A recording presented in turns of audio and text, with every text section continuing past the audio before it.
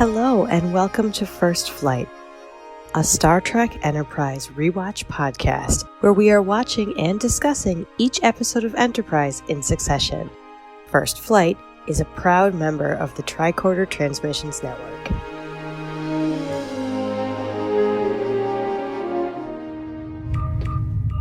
This is Commander Tucker of Enterprise.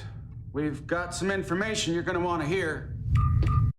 Welcome, Enterprise fans. I'm your co-host, Abby. And I'm your co-host, Chris. Tonight, we are discussing The Breach, the 21st episode of Season 2. The Breach has a story by Daniel McCarthy with a teleplay by Chris Black and John Chabon, and was directed by Star Trek's own Robert Duncan McNeil. Woohoo! Yay! It aired on April 23rd, 2003. But before we begin our discussion, as always, we need to issue a read alert. Tactical alert. All hands to stations. There are potential spoilers ahead. We might end up talking about any part of the series at any time, so you have been warned. All right, let's dig into it. So, for a summary of the episode, it's time for the Captain's Log. Okay, Chris, let's go. Captain Starlog supplemental. All right, my turn with the haiku. No volcanoes this time. All right, here we go. The haiku summary for The Breach. Sickbay encounter. Excavates old wounds for Phlox. Preconceptions changed. That's a good one. Yes. And I am proud of the word excavate, which So ties in a am little I. bit into the B plot. Yes, it does. That was an excellent piece of vocabulary right there. Bravo. Thank you. All right. So after that lovely bit of poetry there, it's time to deploy our subspace amplifiers and get into this episode. We'll start with a quick chat about the cold open and then head into our pros and decons section.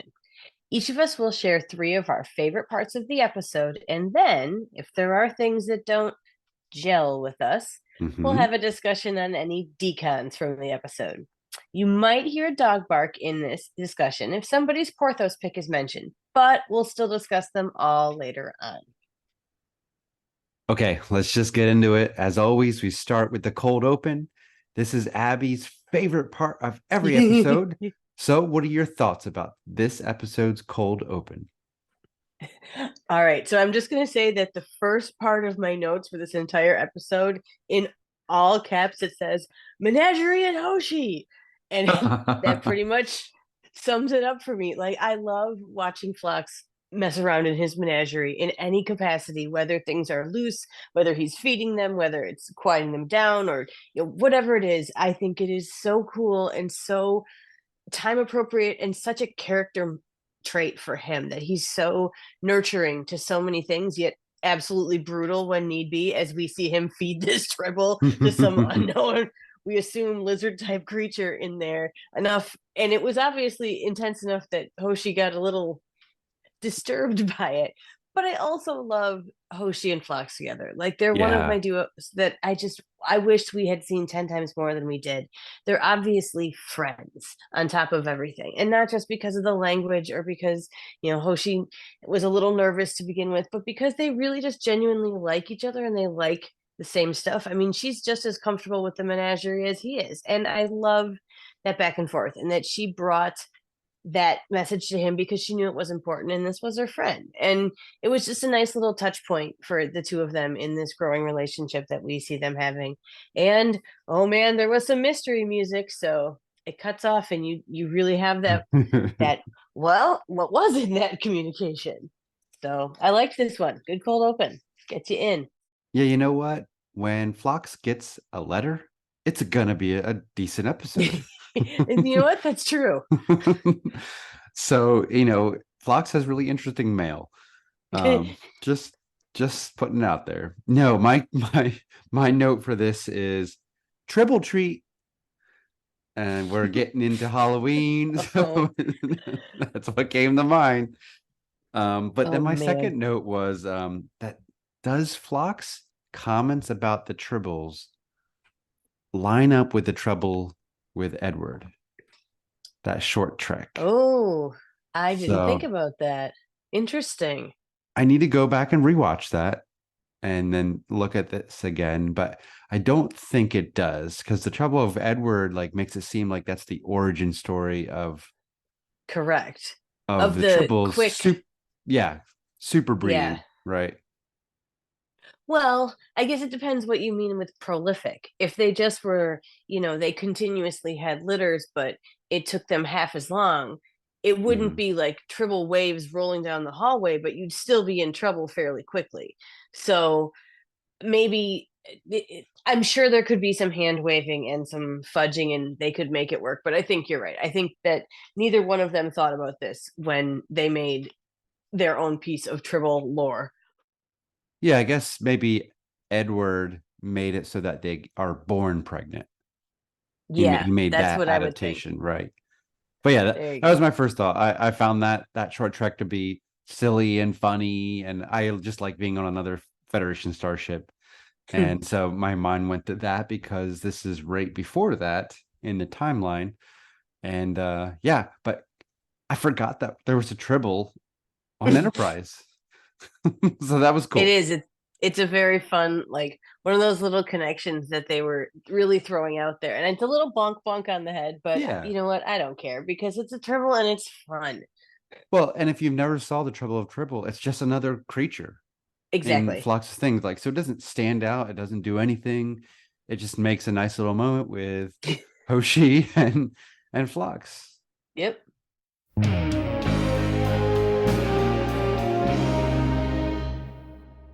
All right, so that's what we liked about the very beginning of it.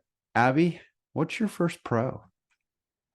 All right. So this one, it like was saying before we started recording, this one always gives me this feeling of, heh, and I couldn't figure out why. Because one of the things that I realized when I rewatched this with this eye was how much of the Archer and Phlox relationship there is in this episode and how much it has built on what has come before. So I really wanted to highlight that about this episode because there's multiple times where you see the two of them being insistent Mm-hmm. and absolutely firm in their ethics and not agreeing, and it never gets ugly, it never gets nasty, it gets intense, it gets almost like Archer is kind of shoving him, but it's never mean.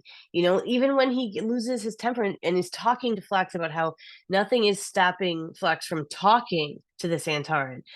Well, you still feel that these are two men with a great deal of respect for each other. And you can see how they both know that they are equals in a lot of ways that Archer doesn't have with other people. If Flock Mm-hmm. says you're not okay to go, then guess what? That's the only person on the ship that can do that. And Phlox and he have butted heads before. They've talked ethics before. And they have come right to the edge of lines together before. And you see how they have an understanding of each other now that's different. This would have been a different conversation a season ago. And even in the very beginning, before we know anything else about what's going on, and we know they just have to go rescue some Denobulans, Flock stops and says, Captain Archer, I want to thank you. I know this is an unusual request. And Archer just says, of course, glad to help, and that moment, it's them recognizing in each other that relationship that they've built and this dynamic. And I really like seeing the two of them go head to head. They're both really good actors. They both can take it from fun to serious on a dime, and they match each other's intensity really well in this episode. Yes. So I really enjoy seeing them ratcheting it up, and each of them does have a moment where they really do skirt the edge of control and they pull back, and that's because deep down they trust each other. I mean, Archer even says that he has had no reason to doubt his Mm-hmm. ethics or his capabilities in the 2 years they've known each other, and it's true because they both respect each other's ethics and they respect each other, and that is a really strong point of this episode for me.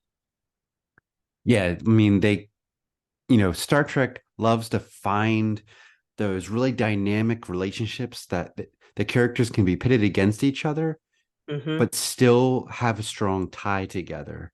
And we get that really great in Chakotay and Janeway and Bones, Spock, and Kirk, that triad there. And I feel like this is the strongest one in Enterprise, but they can't have week to week the doctor and the captain going head to head with some kind of medical ethics situation, Yeah. right? So that's why this only comes out on an occasion. But when it does, like Dear Doctor and Hear the Mm-hmm. Breach, it is such a fantastic, at least it makes fantastic scenes. Yeah. So I think back to like the crossing, which was just a couple episodes ago, and Archer talking Phlox through doing what he needed to do to release the gas into the ship and all this, and how you saw that trust right there that you still see here, Mm, and it manifests in two completely different ways. So they are realizing that this is that dynamic they want to showcase more, and they're trying to find ways to do it, but I feel like they don't know what to do with Phlox sometimes, so we don't get as much of this as I always have wanted, because you're 100% right. They just make everything they're in together juicier. hmm.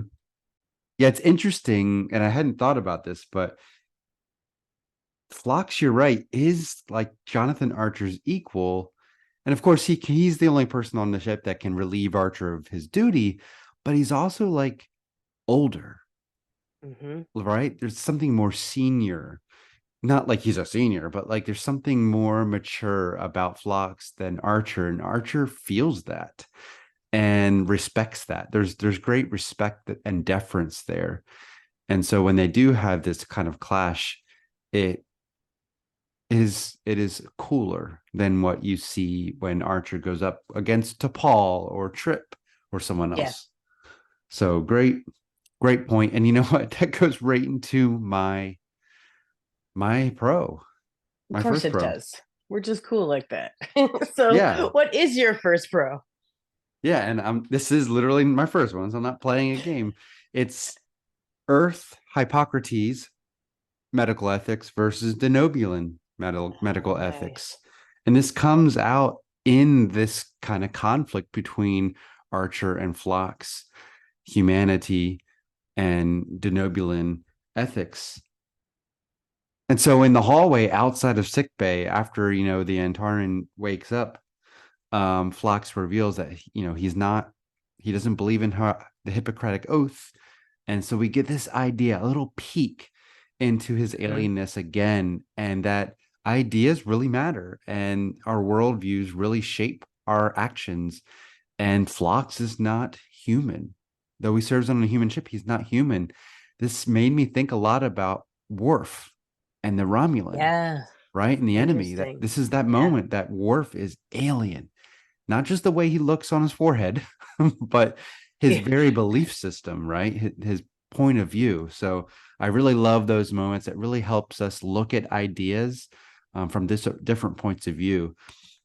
And specifically, I loved when Archer is in Phlox's quarters and he says, "Your ethics prevent you from treating him, but they're not stopping you from talking to him. If you're patient, Mm-hmm. find a way to treat him." Mm-hmm. And again, that is Archer being smart, respecting Phlox's belief system Yeah. and navigating through it to find a loophole, right? And one that Phlox can't wiggle out of because there's nothing against talking to the guy or Mm-hmm. convincing him. Mm-hmm. So I thought that was brilliant navigation from Archer, that he's not just capable of leading a starship, but he's capable of leading people. Yeah, and that connects so beautifully back to what I was saying. This is exactly where I feel like Archer is giving Phlox the push, but not a push like Mm-hmm.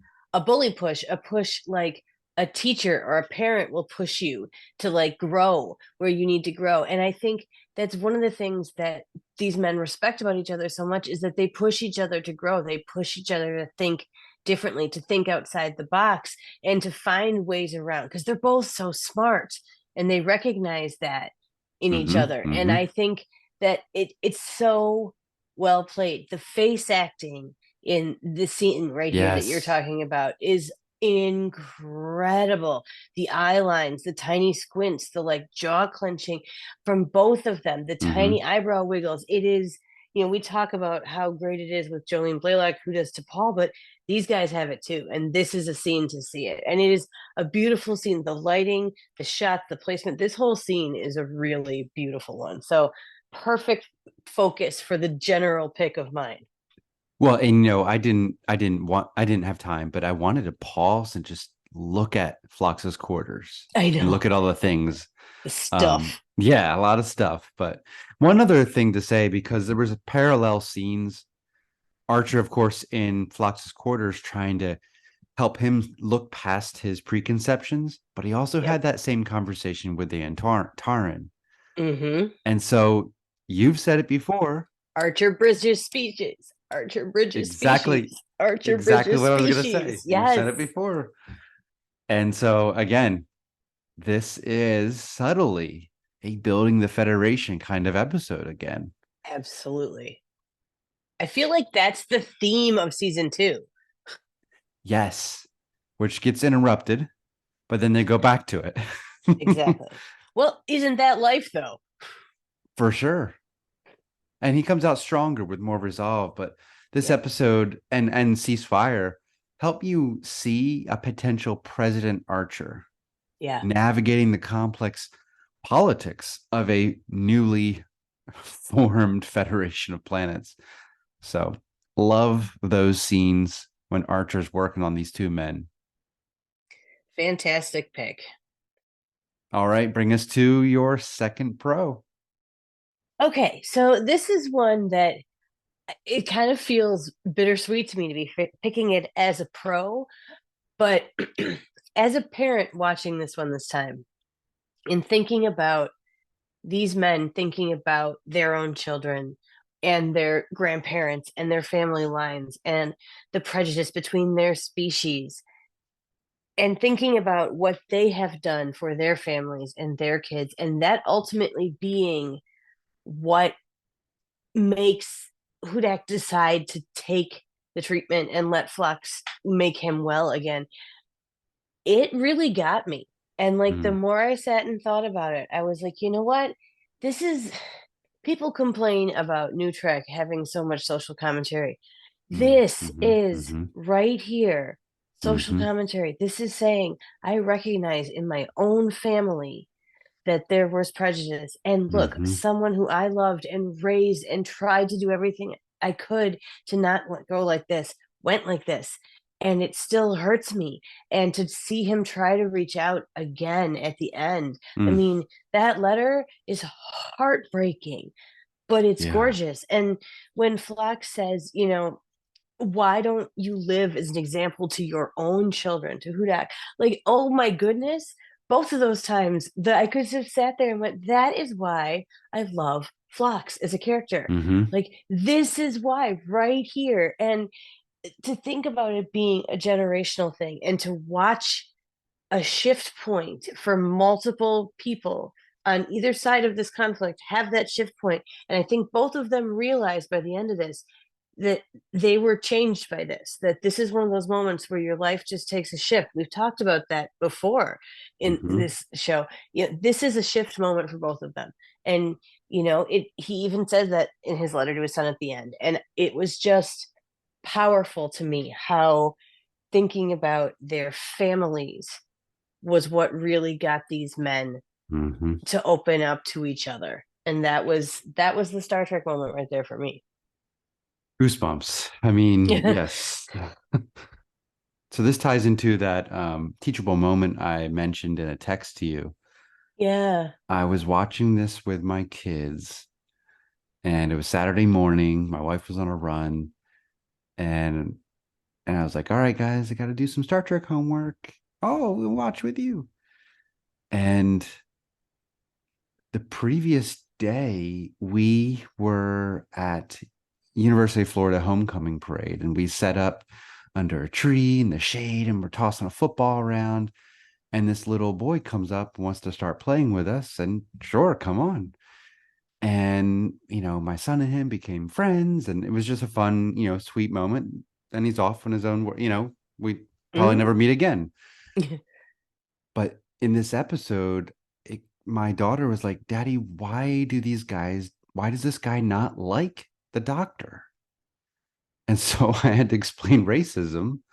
Yeah, We've touched on that topic, but not in depth because they're little. they're little and they're not experiencing it. And it just in their class, they have all sorts of kids in their classes, and it just doesn't matter. You know what I mean? Like, it is what it is. But that little kid that came up Friday was a African American little boy, and so I said, you remember how his skin color was different than ours? Some people hate other people based off of the way they look. And that's what's going on here. And they just couldn't understand it, but it was an interesting kind of just conversation that, again, that grew out of Star Trek. And yes, we want Prodigy because Prodigy is aimed at kids, but people of all ages can get something out of Star Trek and then go back again 10 years later and get more out of it. And I think this episode is topical, like you said, and political, but it's also more than political. It's just human. Yeah. Yeah. Yeah. So anyway, Well I'll said. forever have a connection with this episode, having that great conversation with my kids, which I didn't do justice to just now, but it makes me emotional to think about them seeing that kind of story and connecting it to their real lives. Yeah. Well, and you were just a little bit like Flux right there, teaching your kids to have a bigger view of the world. Yeah. Thanks to Star Trek. Hey, gold star for being Trek parents to Trek kiddos. So we've both talked about how much it has affected and changed and deepened our relationship with our kids and our relationship with Trek. Like it's awesome. It's awesome. Yeah. All right. So that goes directly to my second pro. If you're done with yours. I am. So please take us to yours. I'm excited to see what's next. My second pro is not the most exciting headline, but the headline is Phlox's racist grandma. Okay. Mine says grandma's nightmare story. So, So is that one of your picks? It is not, but that was my note for that one. Grandma nightmare story. So, hey. I almost didn't pick this one because it's a Phlox to Paul scene in, the mess hall. I mean, Abby's going to pick it, right? I mean, it's a perfect storm. But I'm glad you didn't, so I could pick it. Yeah, I just love this scene between him and T'Pol, and that he's kind of doesn't want to be around people. Well, then why'd you go to the mess hall? Just like Ensign Rowe, right? And Guinan. So it gave me flashbacks there. And of course, he's such a polite person and connects with T'Pol that he's like, oh no, come on. And I love how she's just drawing it out of him, but listening. Kind of actually just like Guinan. She's just being an ear and letting him kind of work through everything that's going on in his mind. And of course, we can see it on his face too. So I love the story about how he misses this trip because his grandmother says that this place has been tainted. And that hit me because people are still thinking that way and talking that way. Sure are. But I love that Phlox decided to take his own kids there to do better than his grandmother. And I think that's how you do this, right? That's the how do we get from here to there kind of message in Star Trek. We don't always get how do they get to that utopia? This is it, right? It's generationally passed down through experience and conversation with intention over time with your kids. And I just love when when T'Pol says, your children are fortunate to have a father who taught them to embrace other cultures. Yes. Phlox says, I certainly tried, with tears in his eyes. Yeah. Here's another scene full of face acting. Oh my gosh. And like you said, he's broken about this one kid he failed. Yep. Like, I'm sure he can see it as a failure on his part somehow. I might, if that happens with my kids, I hope not.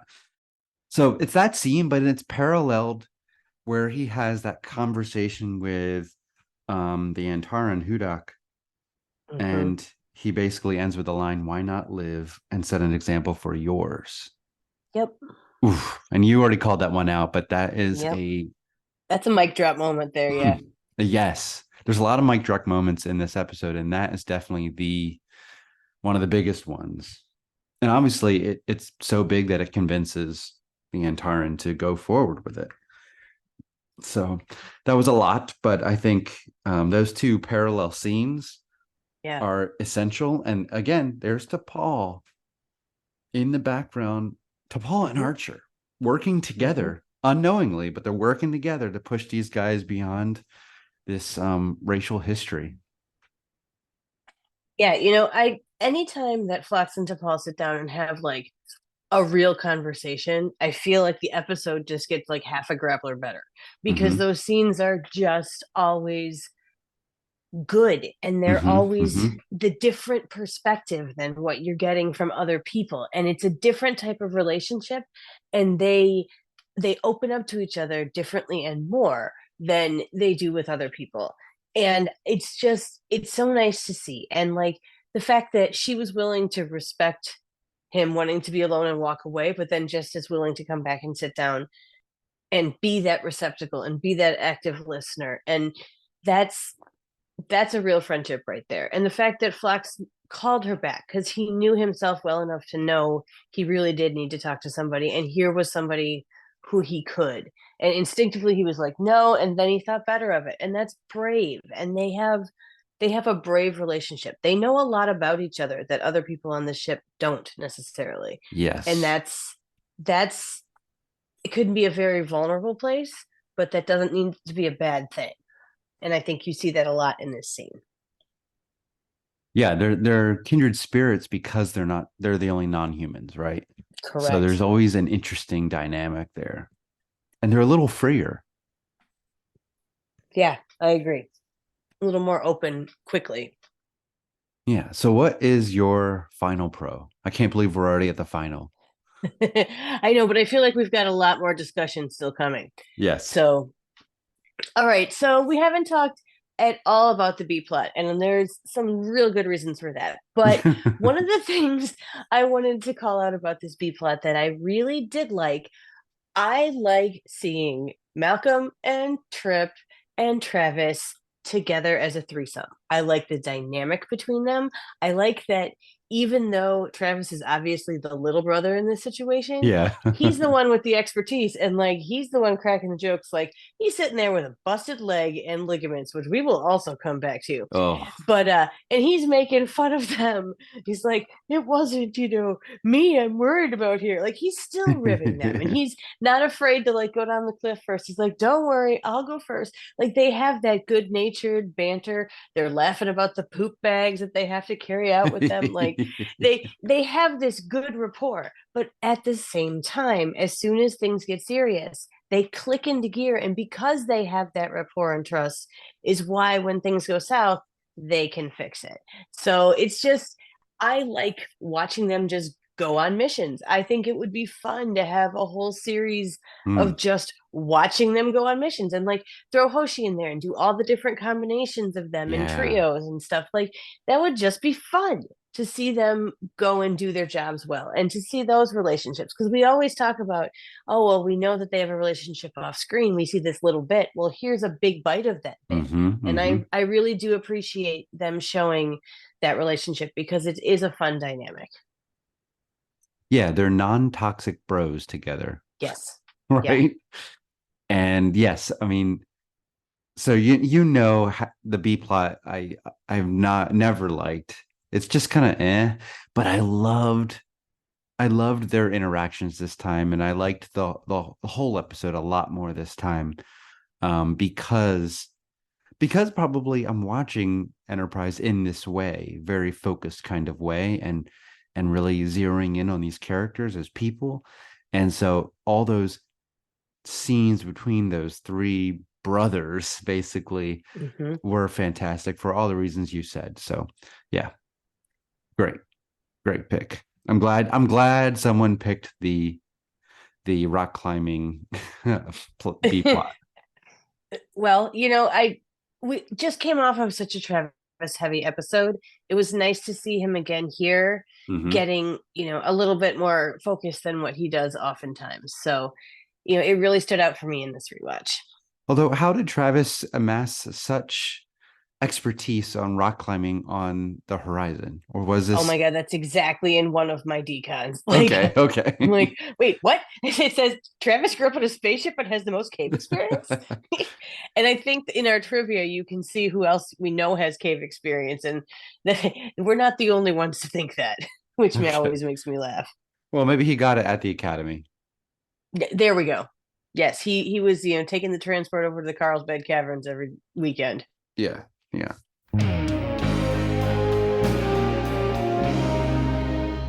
All right, so finish us up, Chris. What's your third one tonight? My third prose headline is Archer confronts prejudice.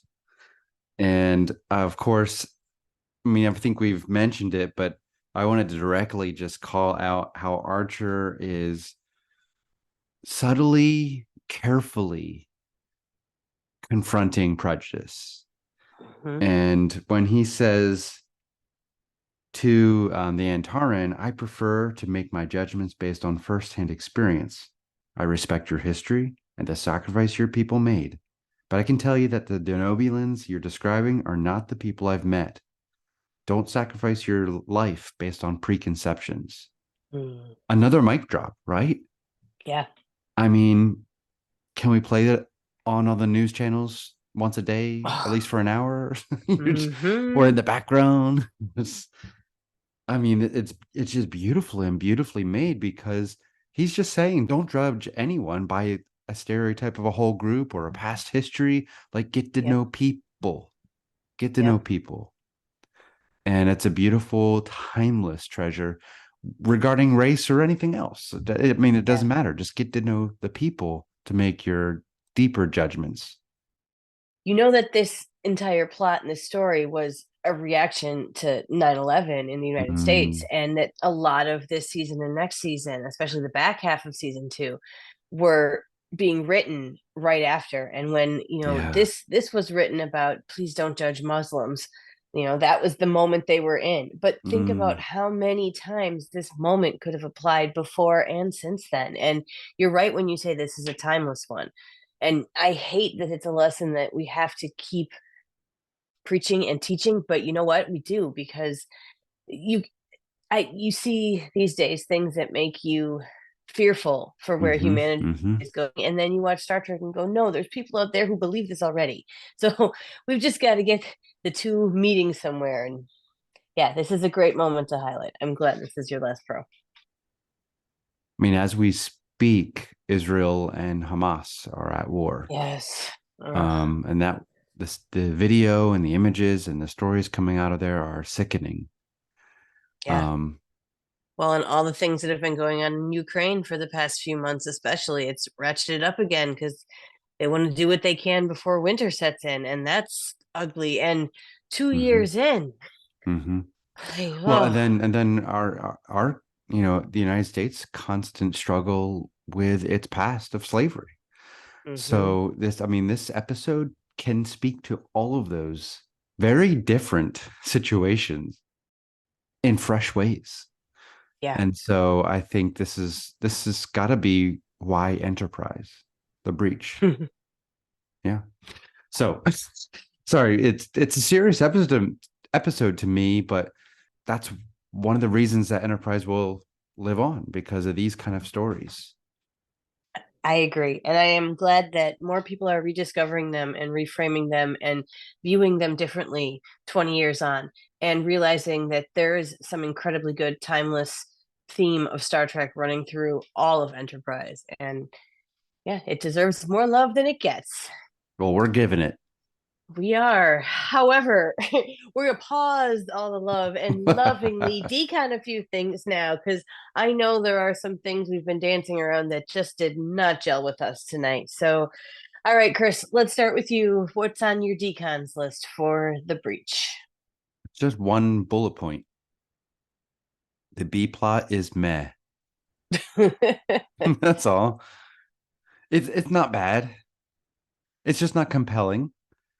And I've been thinking, and the my haiku actually helped me draw the connection that There they're you go. physically excavating, and Phlox is excavating this wound, right, between the two of them, and they're working through that and discovering new things, new possibilities. But yeah, it's like the Horizon plot and then the movie night plot. They're Yeah. not too connected. So that's it. That's all. All right. Well, I got more than that. Uh-oh.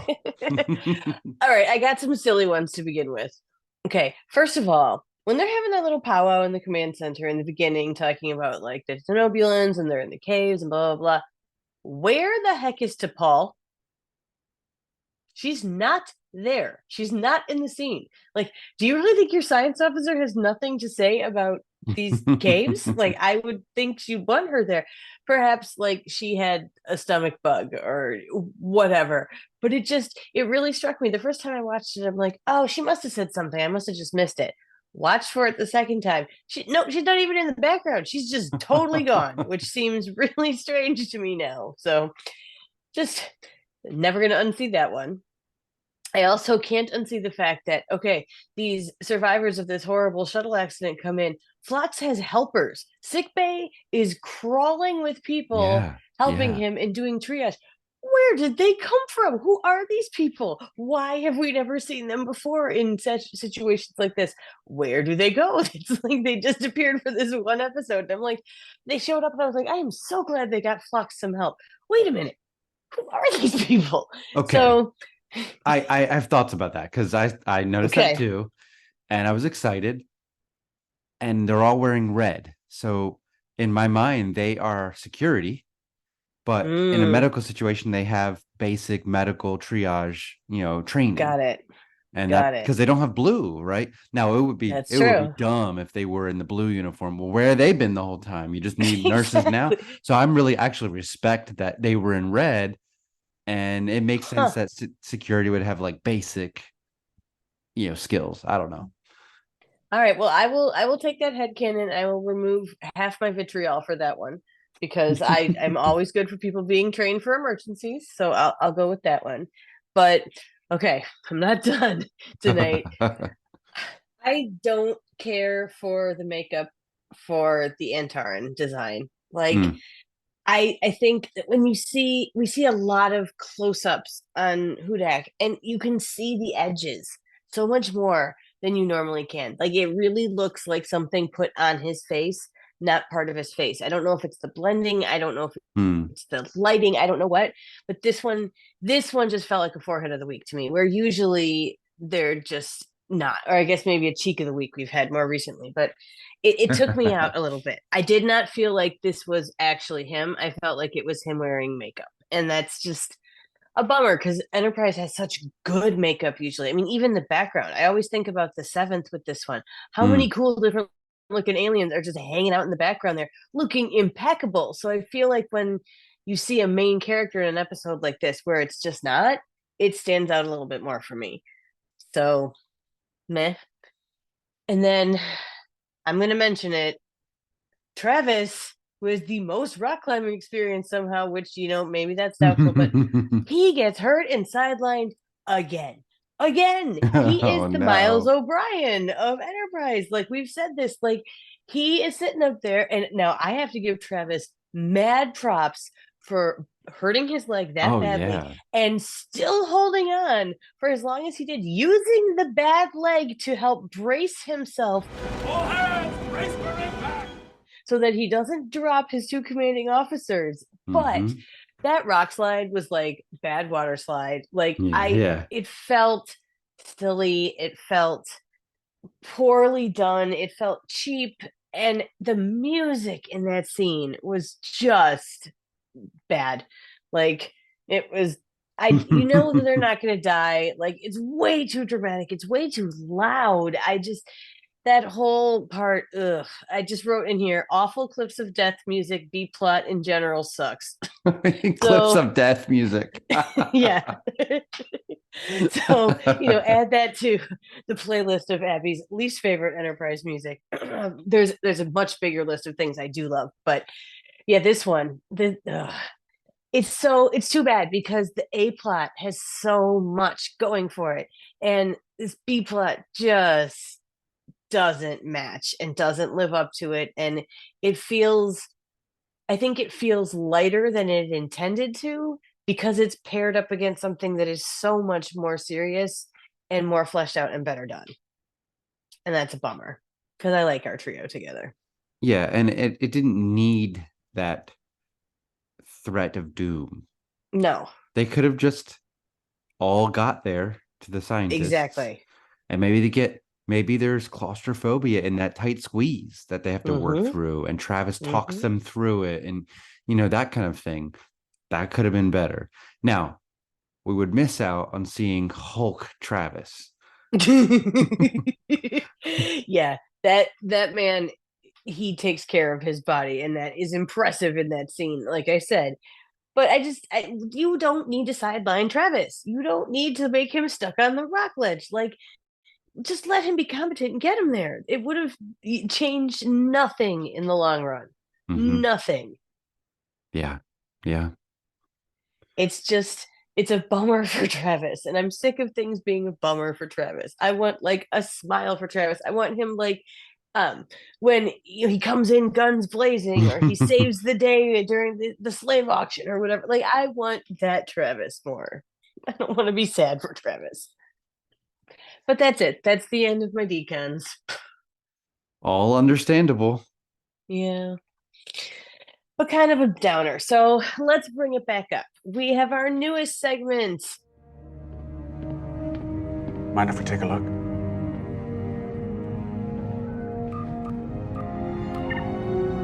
Prettiest set I ever saw. The Viewscreen On.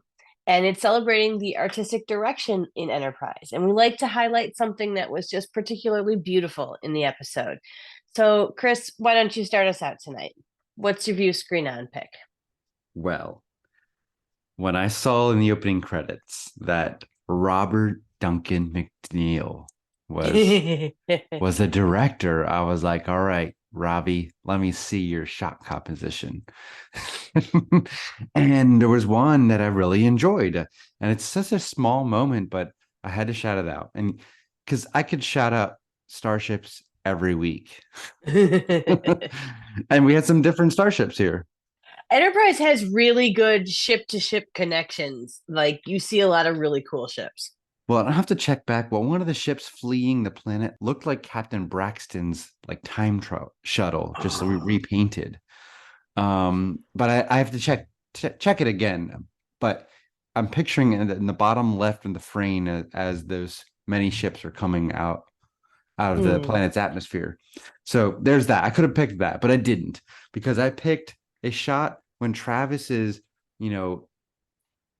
hopping down the rock face, and the scene is framed with two pieces of rock making like a V.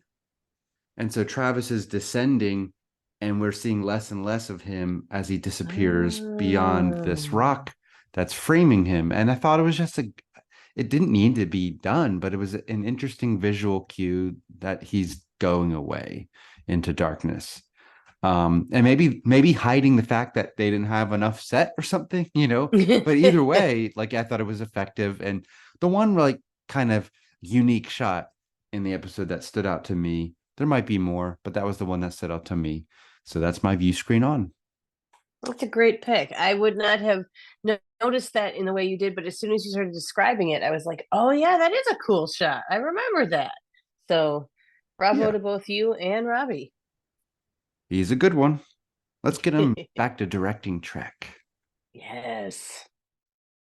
All right. So my shot is one that's also I'm crediting Robbie for having this gorgeous end shot, because I could not pick that last long shot as Phlox is starting to dictate his letter. And you Mm. start out like behind the sickbay wall, and you come and you kind of go through one of those cabinets you can see through, and you're seeing Phlox as you're slowly like coming into sickbay, but you see him from behind the whole time. And he starts talking, and then you come in and around, and you end up seeing, and then he half turns, so then he is facing the camera about 3/4 of the way, and you've just walked all the way through sickbay. So it's almost like you're this invisible presence that's walking in and listening to him dictate this really heartbreakingly beautiful letter, and you end up with this tight shot on Phlox, but it's taken you on this trip to get there. And I feel like that shot is just such a beautiful visual metaphor for what this entire A plot of the episode is. I couldn't not call it out. And just the lighting in that episode is fantastic. Yeah. Because it's kind Agreed. of soft and blue and just calming. And and healing, right? There's just a healing atmosphere in that scene. And again, Phlox writing a letter, gonna be a good episode. Yeah. Absolutely. Any Phlox centered episode always has a lot of heart to it. But yes, you're right. Now, every time I think about a Phlox letter episode, this one's going to be in there. And I'm not sure I would have put it up in there for before. But yeah, Phlox in a letter makes a good episode. Nice way to put it. All right, so keeping the positive train rolling here, we have come to the time where we discuss our favorite parts of the episode, our Porthos picks. And if our picks were mentioned already in the discussion, we will expand a bit more here. And if they weren't, then we'll have a few great moments to discuss. And I didn't hear any dogs barking, so I think we've got some more to chew on. So, Chris, what's your Porthos pick for the episode? All right, it is 2 scenes. Again, are parallel. It's the first one is the airlock scene where Archer is saying goodbye to the Antaran, and he's saying that there's the Denobulan, scientists are on the ship that he's going to take home. Is that going to be okay? And Hudak says, have they been informed that I'll be traveling with them? And Archer's like, yeah, I had a talk with them. So again, he's being that bridge. And Hudak said, and what was their response? And you can tell he's genuinely like vulnerable here. Like, yeah, what's going to come from this? Because I just had this experience that was good and bad, but good. And Archer says, they're willing if you are. Again, I get a little chill with that. Like, all it takes is a few people being willing to see the humanity in the other that has been, mythologized into some great evil. And so that's a great little scene.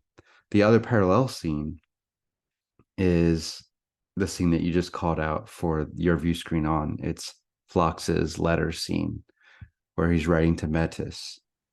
And he says something just like Archer. He says, if you're willing to listen, it might begin to change something in you. And that's great dialogue, parallel. They're willing if you are.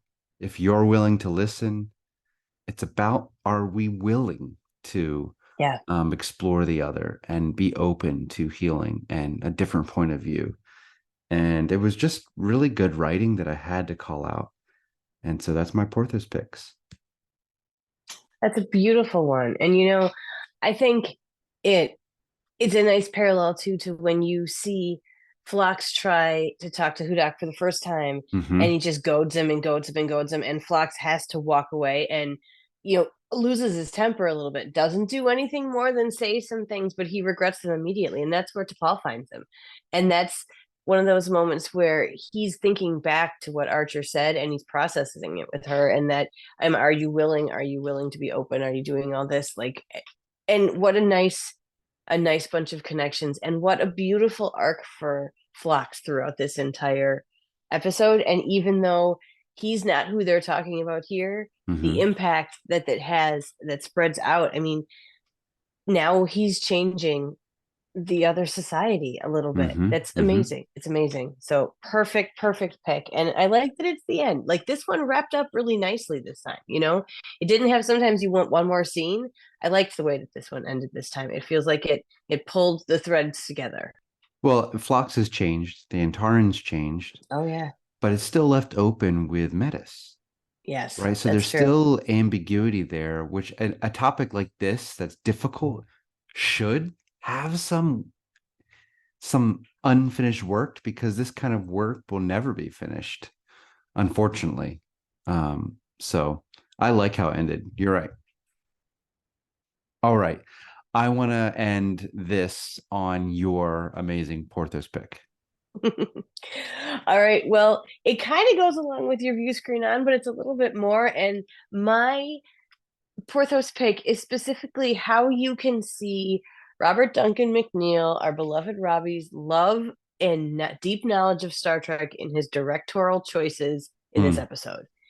And it sounds silly, but oh my God, it's such a Trek trope to be in a cave. Yes. Like, and there's giant parts of this episode that take place in a cave when they enter the cave that is so obviously like a cave entrance that they have molded and a backdrop. Like, Yep. but he makes some choices here that really show you he knows what it's like to be on the other end of this camera and to be Hmm. acting in these weird spaces, and the things that we've all danced around, pulling them all together, the lighting that he chooses, the way that he does close-ups at certain times, the way that he comes around in the rooms, because he knows that the ship is a character in this as well. Hmm. And the way that he angles things to see more of the actors at sometimes and more of the space at sometimes, he just understands Star Trek directing. And I think you see that a lot in other Star Trek actors who transition into directing Star Trek.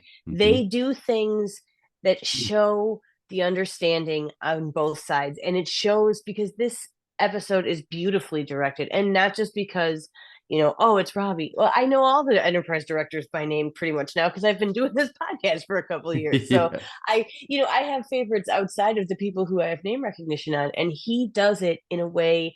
I'm not saying it's better or worse, but it is much more Star Trek than some of the other directors, and I think you notice it in this episode a lot. Well, I think because he has subscribed to Rick Berman's vision Mm-hmm. of directing, where if the character is moving, the camera doesn't. If the character is not moving, the camera does move. And we Mm-hmm. saw that in that final scene with Phlox, right? He's not moving, so the camera's Mm-hmm. moving, hovering through the whole sick bay, which, as we've said in A Night in Sick Bay, is a character in itself Oh that yeah. reflects the character of Phlox in Mm-hmm. all its ways. So yeah, I love this pick. Have we ever picked a director? I don't think we have. I think that back in season one, Melanie at least called out when LeVar Burton directed, but I'm not sure it was her Porthos. I'd have to go back and look at that. But it just really struck me this time that this episode felt extra Star Trekky, which doesn't always happen with Enterprise. Enterprise Mm-hmm. has a different kind of feeling, and I think Mm-hmm. that's because it was directed by someone who has knows and loves it and has been Well, there. and also this is an episode of people talking, Yes. a lot of talking. And Yes. Enterprise tries to have more action than TNG, Voyager, Deep Space Nine had, just on a regular basis. I mean, Deep Space Nine is about war, so there's definitely action, but that 98 era had a lot of talking, which I love. I think is fantastic. Mhm. And obviously, Robbie knows how to make that dynamic because he's been on the other side of that camera, like you said. So Yep. yeah, I think that's a great pick. All right. And I'm indulging myself tonight and putting in something that fits nowhere else. But one of the things I have to say that really stands out for me in the B plot, it doesn't deserve its own pro or view screen or Porthos. And it's simply because I hang out in elementary school. But when you know where I'm going here, because Malcolm and Trip are on the little ledge and they're like, hey, what's that? And they pick up the Denobulan rock sample box, Yes. which is 100% an elementary school plastic pencil box. Yes. And every single time he goes, hey, what's that? I go, a pencil box. Like, usually I don't care, repurpose your props, but that one to me, that is nothing but a pencil box. So maybe the Denobulans just really have a thing. I mean, they do hold a lot of stuff pretty well, but I would think they'd have something stronger because those things, you drop them and they're done. So it's a pencil box. Yeah, I thought the same exact thing. I Absolutely. think anyone with kids in elementary school age or who, hangs out in elementary school understands that deeply. With the cool kind of translucent lid that has a different Yes. color. Yeah, this is cool, And man. it's slightly like bubbly or patterned on top to give it a little extra space. I got all my cool erasers in there. Look, I got a Pikachu eraser. And your glue stick fits just right in the corner. Uh-huh. Yeah. I mean, I use boxes just like that for all my trainings. So Me too. I have so many of those boxes. Accessing library computer data. here on First Flight, we love trivia and behind the scenes tidbits. So we pick a few to share about each episode. And tonight, why don't I start? This is the first and only appearance of a tribble in the series. Not a big trivia point, but I think it needed to be said because this is the only time we can say this kind of trivia. And again, we love triples and we love those little connections to other Trek that Enterprise can give for us. And they do it in a way, like I said, that isn't an Easter egg that is like waving his arms. It's just there. And if you get it, cool. If you don't, it doesn't detract from the story at all. So love that little piece of trivia. What is your little piece of trivia? All right, so my piece of trivia is not as little tonight because it was a quote from the actor who plays Phlox, John Billingsley, and his mixed feelings about this episode. And I wanted to really put what he says because later when I get to my Grappler rating, it's part of this revelation I had about this episode. So what he said, that while Phlox was created with a Zen-like placidity, it was understandable that the writers would try to find some more conflict. However, he argued, I think coming up with an episode where Denobulans were once war criminals, there was still this credible anger that had not been resolved. It seemed to me, at least, and maybe to some of the fans too, a little too jarring, a little too difficult to jive with what we know about Phlox. A little bit had been alluded to in the first seasons, hearing one episode that he'd been a medic of the Denobulan infantry, but there were aspects of the script that didn't just quite work for me. Nonetheless, Billingsley believed the episode enabled him and the guest star Harry Stram, who played Hudak, to find some good stuff, his words. And I think that's really interesting to see his perspective on it. And, the actors don't have say most of the time in what is going on with the writing and their characters.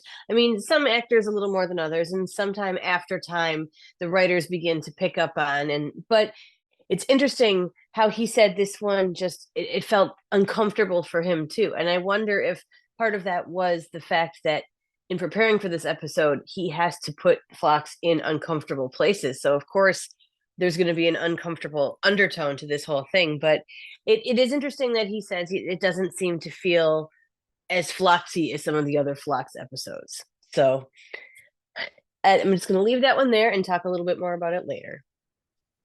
Well, yeah, I mean, my initial response to that amazing quote, and I really like this because you get into his mind and think about Phlox differently, makes me think of Under the Cloak of War, Mbenga. Yeah. And I would have loved to have that kind of flashback episode for Phlox.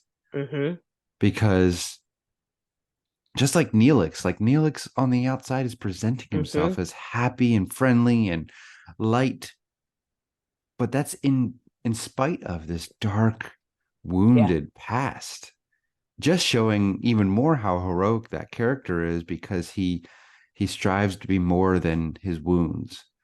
And Phlox is striving to be more than his people's wounds and the possible depravity that his people committed on another people.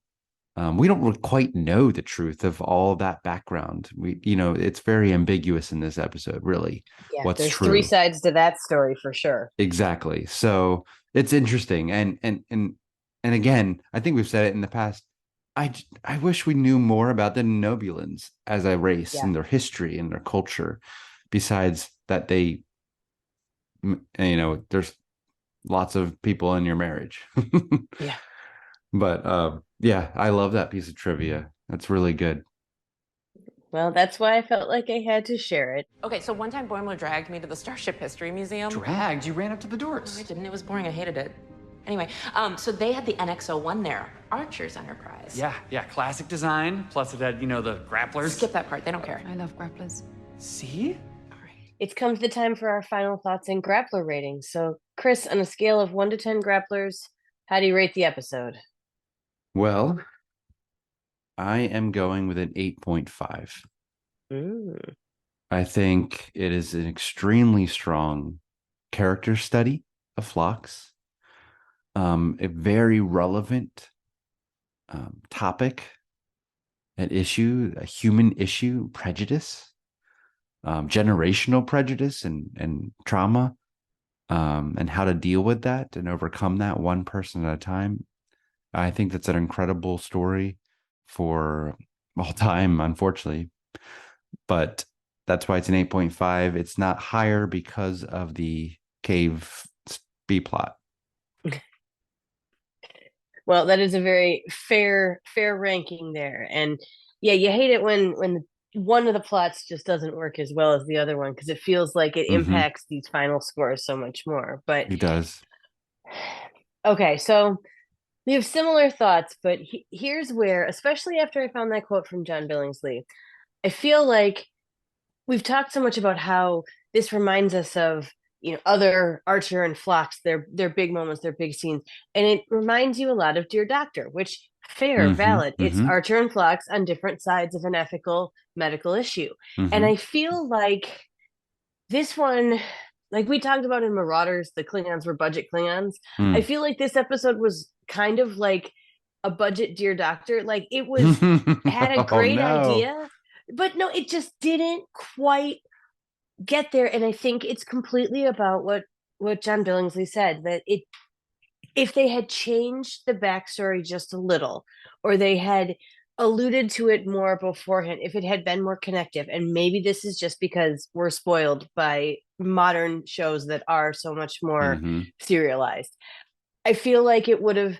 hit better. But it does just feel like, oh, there's this side of Phlox, and I like it, a big, surprising, tragic backstory. Like I love Under the Cloak of War. Like that is such an Mbenga moment for me. And Phlox has that same intensity in him. When he gets upset, when he gets stubborn, when he can be just that intense. I would have loved to have seen that, and it just wasn't enough. It's like they felt like they went to the edge of Dear Doctor, and instead of like finding that magic again, they just stopped and went, well, this is good enough. And maybe that's because the B plot just kind of feels like you lose intensity every time you go to it, and they do cut to it throughout. So I feel like maybe that's what it is, but it just doesn't work as well as I want it to. And there are so many pieces that are good, and I like it, and I want to watch it more, thinking about some of the things we've said tonight.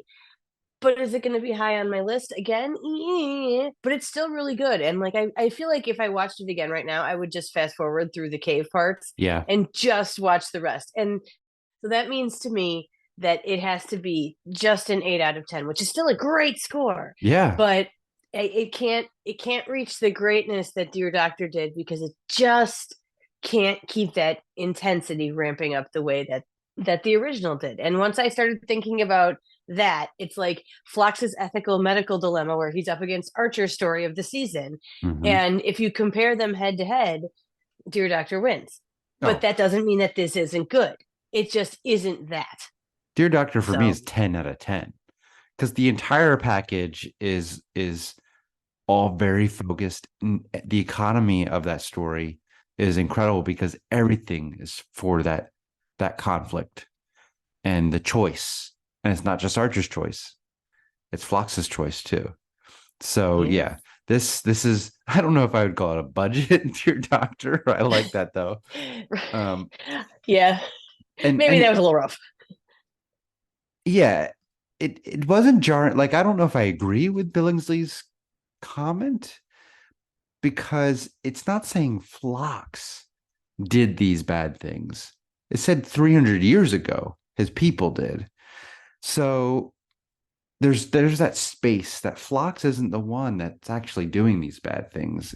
It's just ancestors did.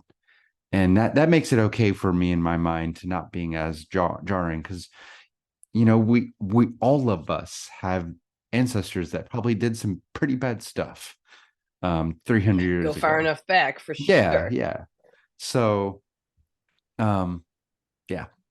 But I think an 8 and an 8.5, that's a fantastic score for Yeah. a good episode of Star Trek that, I don't know, for me, I can keep going back and watching all those flock scenes between Archer and then the Antaran, and then yeah, skipping past all the rock climbing scenes.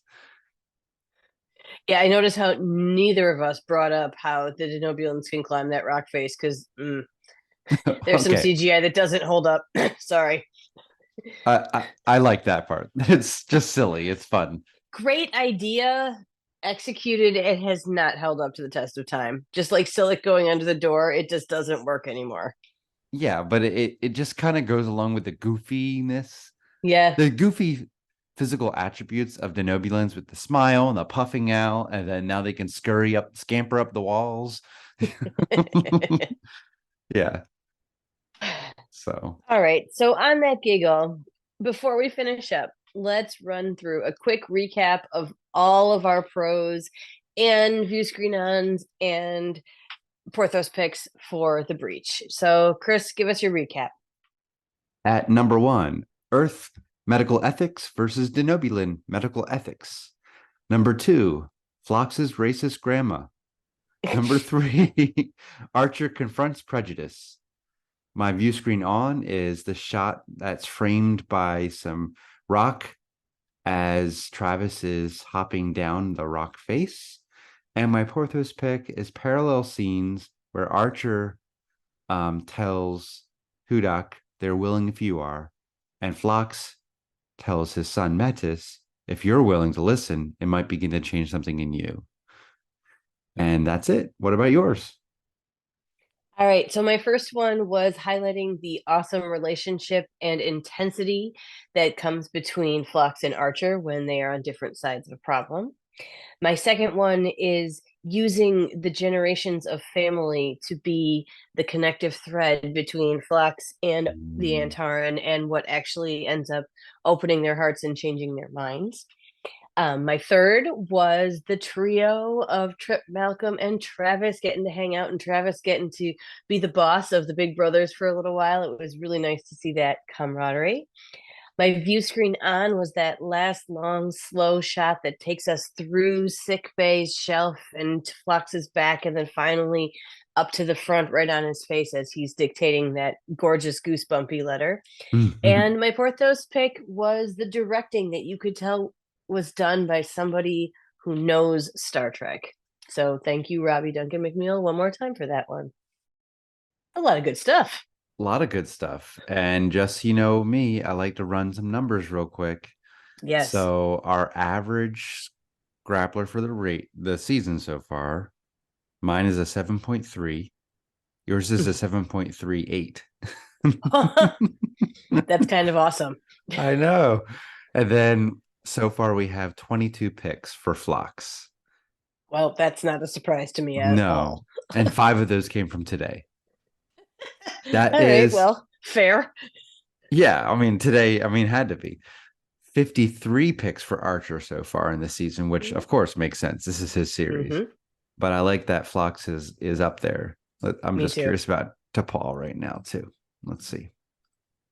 And Trip. 26 for T'Pol. Okay. And 26 for Trip.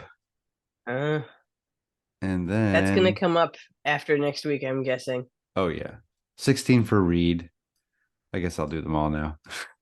Malcolm Reed is good at his job. Malcolm Reed is good at his job. Yeah. Hoshi 10. Mm. Come on, And Travis, pull it up. Travis 19. Wow.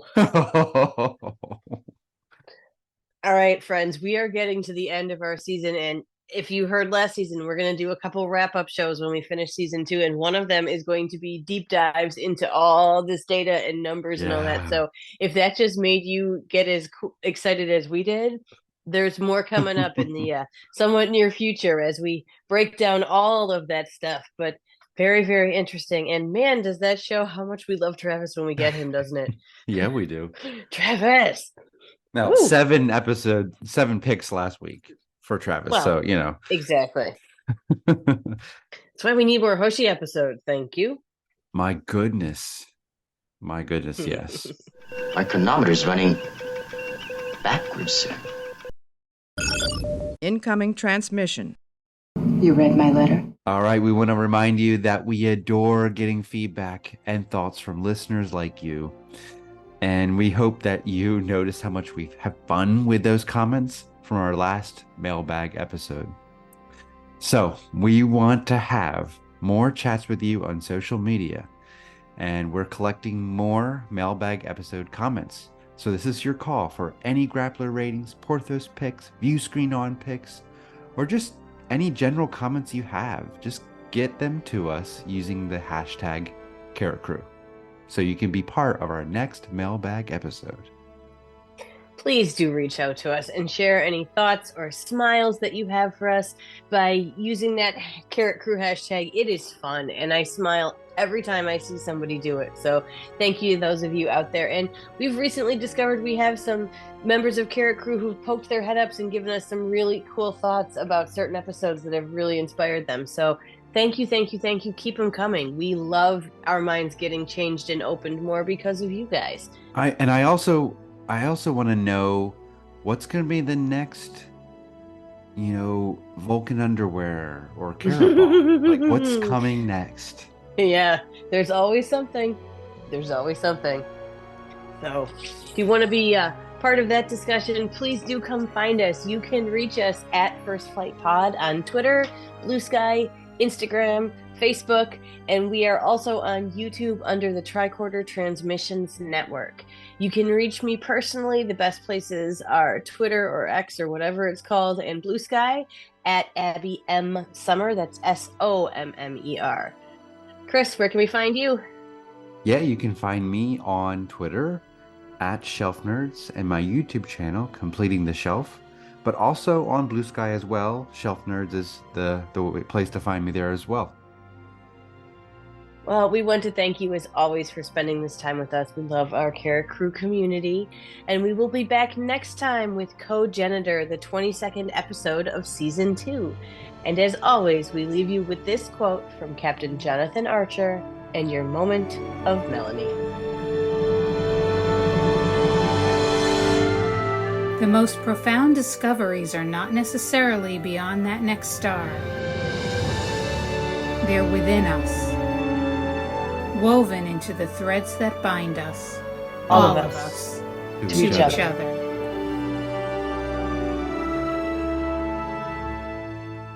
Yay! Ooh. We did it.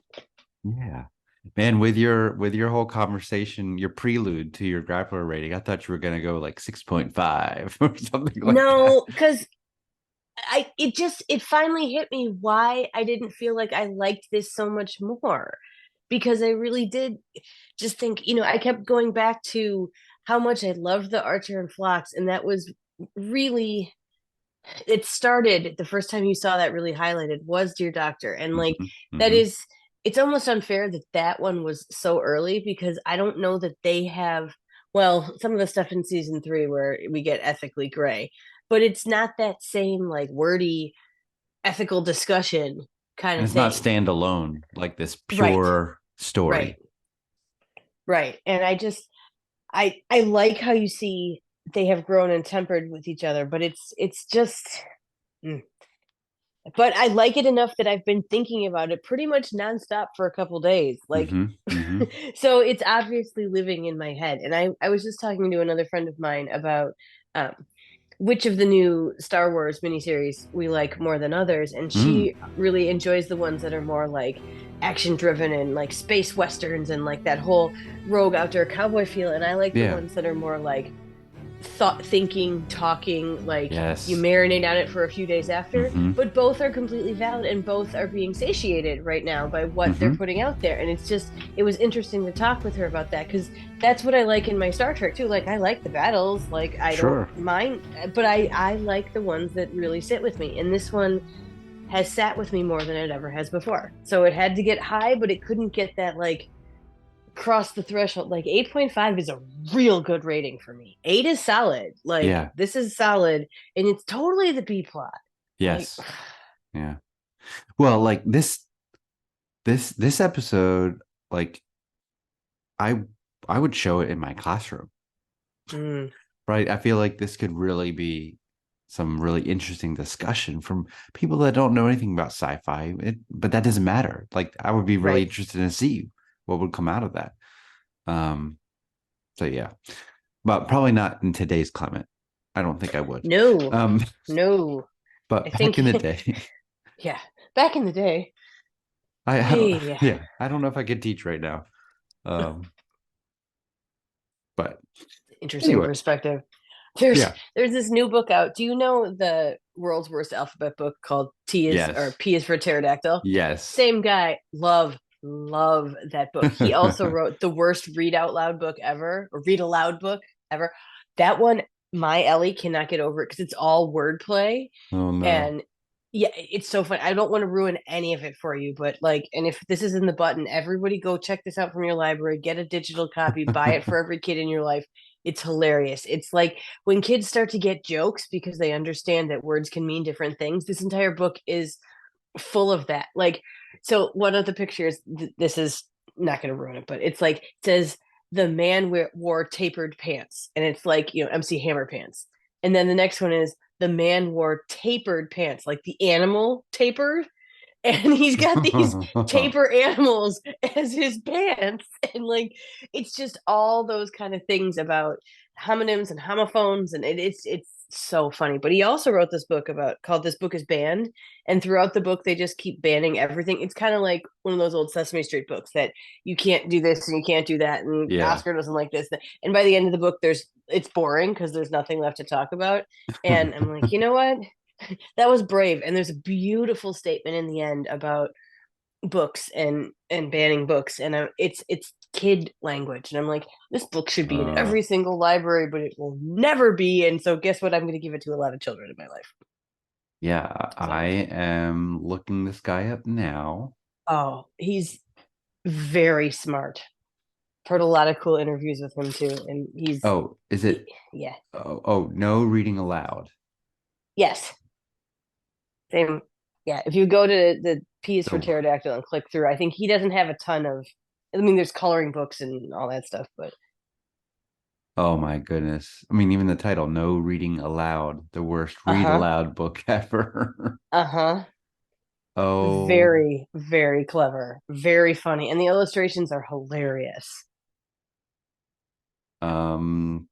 Purchased. Double thumbs up recommending right there. Yeah. Just got it. I heard somebody say the other day that you really know somebody when you know what they absolutely won't hesitate to spend money on. And I'm thinking to myself, what do I not ever hesitate to spend money on? And honestly, the only answer is books. Like, if there's a book and I feel the need for this book, I pretty much get the book. Yep. But you know, that is my profession as well. Like everything else, like I at least take a pause, I at least think, but books are just kind of like automatic. Yep, that needs to be mine. I need this book, whatever format that takes. I need this book. It's books for me and music. Yeah. See, that I want to, but I at least take a pause for that. I don't really have a mental pause for books, which is, could be dangerous. I mean, it's a good thing that I no longer have a friend who owns a bookstore. We'll just say that. years, probably a decade ago, we lost our Barnes and Noble here in Gainesville, Oh, which is stupid. Like for a college town without a Barnes and Noble, yes. what? So we're finally getting one back. Oh, I'm so yay. excited because that's such as like a refuge. I don't know, just wandering through the book aisles and just like looking at the books. I don't know. It just feels good. Yeah. Like now, they'll go to Barnes and Noble. I have to drive like an hour. Yeah. That's a field trip. And we have bookstores here in town, like a Books a Million. That's fine. It's like if if Barnes and Noble is Target, Books a Million is Walmart. It's fine. Yeah. It's not the same atmosphere. And we have some local book places too, which I always go to. And like they know my kids, I've been bringing them there since they were 6 months old. Just daddy's little date to the bookstore with the kids. But yeah, love a good Barnes and Noble. Yeah. Okay, on a completely different note. Yes. I was watching TNG Haven last night. Oh my. Long story. I know, right? But like I had just listened to somebody's commentary on it and wanted to go back and like see it or whatever. Okay, lots of interesting things there. But oh my god. So I haven't watched this one in a while. The food. I literally went I have screen caps from Trek Core waiting for me to find a time to get around to posting and talking about, oh my god, the food in that one. And I'm like, it's not just Enterprise. TNG had some weird food, but it's cool. Like I'm like, I know those mushrooms. Those are weird mushrooms. Like it's just, it was really fun. And the costuming that was so end of the 80s, but also like really beautiful, like the most opulent, over the top. Like I didn't realize the Waxana's dress was so completely like backless and low cut in the like I had forgotten some of this, but just the accessories that it won, or maybe it didn't win, it was nominated for an Emmy in hair, which I didn't realize until I went back to watch it. Like yeah, like, and that dinner scene has a lot of hairdos, a lot of hairdos. Is this the scene with the gong? Yes. Okay. Yes. And Tasha has like the big poof hair. Oh, and yeah, then yeah. Crusher's got the like horrible wig, like it tucked up her weird hair wig from that season into like some bun thing. And Deanna's got the big spirally ponytail, and then like both moms are hairsprayed within an inch of their life. But Waxana and Deanna have like the matching colors of jewel tones and patterns in their little headbandy things. Like it. Oh yeah. The story itself is one thing, but man, some of the details in that, it was a little slice of 1989. Like Swanna's dress hang is way down low there. Like really low. Yeah, way lower than I remembered it being. Oh man. But it's beautiful. Like if you look at the detailing on the edges of that and stuff, it's gorgeous. It's absolutely gorgeous. And then all the women on this ship, their shoulders are all exposed, midriffs. Oh yeah. Oh everywhere. Yeah. Oh yeah. And for being a plague ship, everybody on that ship is like stunningly gorgeous. Uh-huh. And then there's one bald guy. Well, yes, who still doesn't look like he has the plague. Yeah. Or just recovered, or is one of the few survivors of the plague. So I guess if you have that recessive gene, you're not just a little bit lucky, you're really lucky. Because you survived.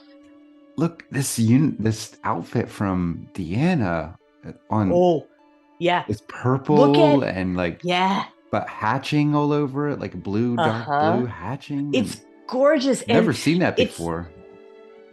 Yeah, there's so much going on. And if you look at the in-laws and what they're wearing when they transport in, like, and then look at Wyatt, like they've got these geometric kind of like triangle these things in the front, but then that weave, it's not Star Trek knitwear. I totally check, Noelle, thinking of you every single time.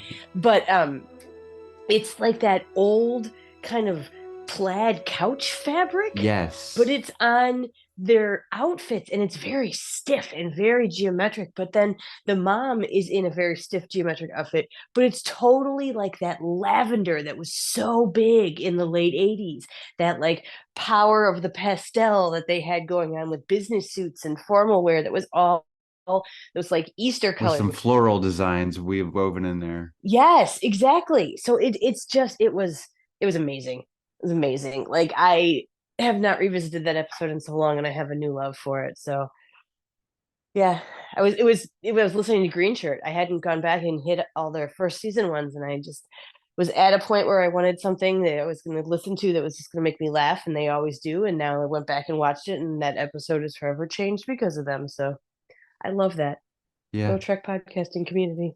absolutely. It's like hanging out with friends, watching Star Exactly. Trek. Yep. All right. On that note, it is late, and Well, I have to should probably go to say bed. one final Trek thought. Yeah. I haven't been able to watch a lot of Star Trek for this month so far, and I have a feeling my numbers are going to be low this month. But I had to squeeze in A Matter of Time because it's just been coming up so much for me lately. And so Well, I I thought told of you you. after we talked last time I had to watch it, and like I have that little video clip of the forge remained below. It's now my Exactly. like 7-second clip on my phone for whenever the need arises. And it's it's a good. It's just It is middle good. of the road good. Yes, yes. It's very quotable. Like that's Oh part of what yeah. makes it so fun. It's one of those ones that if you've watched this one enough to quote it, then you're a certain level of fan, which like not in a gatekeeping way, just in an obsessive crazy person kind of way. Yeah. So yeah. Yeah, it's good. And the cool special effects of them, absorbing the plasma in the atmosphere, Mm-hmm. really cool. So anyway, that's Yeah. that's the Star Trek watching that I've been doing. I am 80% of the way through season 2 of Picard, which Oh wow. I've been well, I did all of season 1 the end of September, and now I've like I we'll talk more because we talked last time about it. But once I finish these last two, like it's I'm watching it differently, and I Mhm. think I binged 1 and 2 right before 3. I Yeah. have not gone back and watched 2 since I watched 3, and now I am, and it's better because of some of the things that I Okay. see. But it also has moments that, well, when I get through it, we'll talk, because then I'm going to do 3 as well, and I'm going to do some of the supplemental things for 3 that have come out since I've watched 3, like some interviews with like Terry Metalis and stuff, and John Delancey, and like the things, all the supplemental material that I didn't get to while it was on. I'm going to go back and do some of it now, knowing the whole picture, and I think that's going to be fun. And then I have to decide if I'm doing a quick Prodigy binge, which I probably will do, or jumping into Discovery. I'm hoping by next weekend we'll know a Discovery premiere date, Oh yeah. because it'll be New York City Comic Con. So they should give us a premiere date, fingers crossed, and then I can like count back my Discovery rewatch appropriately. Mhm. Because I also want to do Strange New Worlds again, and like Yes. Prodigy is a short bite, Strange New Worlds is a short bite, Picard is kind of a medium or bite, Discovery is a medium to large bite. So, but there's holidays in there too. This is the kind of nerd who obsessively can quote A Matter of Time, by the way. Yeah. Who has her rewatch planned out for the rest of the year.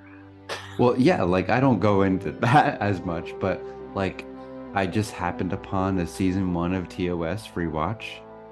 So I'm at near the end, the Return of the Archons. I'm halfway through today. I was watching some of that, was doing some work. And then what's next? Well, I have to finish season 3 of Picard. I have the last 2 left, and I wanted to watch them back to back as like a big movie. Yeah. So I should never do the have little that like time. Borg chunk that I did, and where you watch Endgame and Let Sleeping Borgs Lie and all that in there. It makes, and Best of Both Worlds and all that. It just feels. I know I want to. complete. I just know I won't know. ever have that much time. I know. Now, I'm in a hotel, starting tomorrow night. So I knew I'd be able to get in the 2 hours. And Yeah. what I'm doing this week is just so exhausting that I usually just pass out. So I'm hoping I can get out these 2 Small episodes. goal. Yeah. But then I have the Blu-rays, and I want to watch all the special features. Because back in the day, man, just my sister and I would eat up all special features. And then yes. once streaming came, it just stopped. And because they haven't been that great.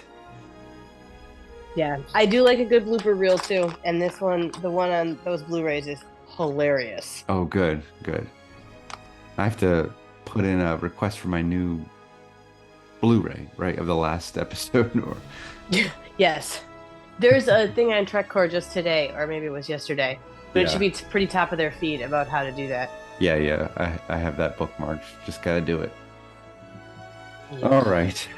Yeah. Where should I go next after TOS season 1, finishing Picard season 3? Like, part of me feeling TNG season 3. I have been kind of like randomly hitting a bunch of old TNG. Like I said, I've been going back and hitting Green Shirt episodes that I had to, and now they're doing an every other week a 9-minute quick podcast on DS9 episodes. So I'm kind of like a third of the way through season 1 with them, but I'm like, this is a 7-year commitment, and this is a very long, slow rewatch, which is fine. Like, it's more like experiencing it for the first time, and it's not. I mean, am I counting it as a rewatch? Eventually, yes, but it's not something I'm like picking away at on my time. It's on a timeline with them, which is fun. Like, people rewatch Enterprise with us. It's fun, you know? Yeah. I don't know if I have it in me to do a full rewatch of one of the 90s series right now. But rewatch a whole season? Yeah. I gotta decide. All right. Anyway. Thank you for that. Yes, lovely as always. Always a good time. And all right. Let's just go out on some awesome, relaxing, smooth jazz. As long as it's not the Danger Cliff music, we're good. The Danger Cliff music? Oh, no. When they were falling. Yeah, no. No. That's not on those CDs. That's fine. That's okay. Yes. Yes. It's very okay. All right. All right. Well, next time, Cogenitor, that's a meaty one. So. Yes, I love Cogenitor. I love Cogenitor too. Because it's challenging. Yes. Which is what I like about Trek, but we should probably think, as we're watching it, about which kind of trigger warnings we think we might want to put at the beginning. I mean, we can always go back and record it after we talk too, but like Melanie and I always did that for anything that had to do with anything that could be touchy, because we just would rather be safe than sorry. Well, yeah, we did it for Stigma. Exactly. So I would, and I mean, there's a lot of things, and like I said, if we have to go back and put something else in after we have the discussion, we can definitely do that. Because sometimes they take, like when we did Unexpected, it took some twists we didn't expect. So we went back and re-recorded the trigger warning and just being like, oh, I didn't think we were going there, but we did. And the twists were unexpected. I didn't even mean that. Just cool like that. Yeah. No, Cogenitor, love it. All the literacy part of it too. I know. Yeah. That's always been part of it. Yeah. Like it's not. It's yeah. Well, it's not a fun watch, but it's a meaningful watch. Challenging. And it's so impactful for Trip's character right before we know he's about to take another hit.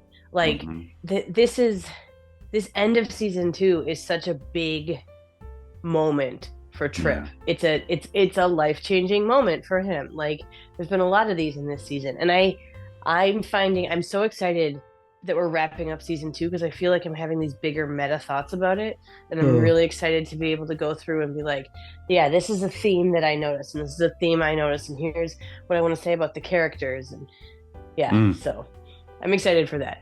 Me too. I'm excited to hear all that. It's going to end up being like around the holidays too, so there'll actually be some more time, hopefully. Fingers crossed. Snowstorms permitting. Yes.